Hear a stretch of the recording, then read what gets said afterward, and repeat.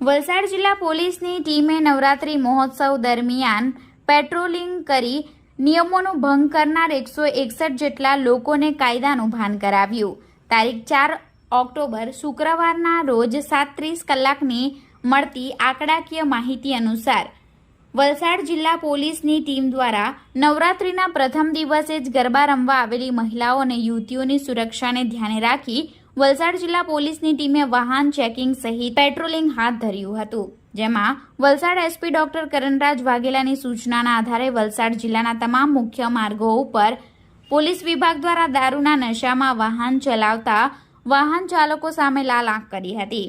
તેમજ જિલ્લા પોલીસની ટીમે જિલ્લાના તમામ મુખ્ય માર્ગો ઉપર કડક વાહન ચેકિંગ હાથ ધર્યું હતું અને જેમાં એમવી એક્ટ મુજબ 111 દારૂ પીધેલાના 40 અને દારૂના કબજા મળી 10 કુલ 161 જેટલા કેસો ડિટેક્ટ કર્યા હતા. તેમજ પોલીસની કાર્યવાહીને લઈ રોમિયોગીરી કરતા દારૂ પી નશામાં વાહન ચલાવતા લોકોમાં ફફડાટ ફેલાયો હતો. ત્યારે આગામી નવરાત્રી દરમિયાન યુવતીઓ અને મહિલાઓની સુરક્ષા માટે વાહન ચેકિંગ વધુ કડક કરવામાં આવશે તેવું જાણવા મળ્યું છે.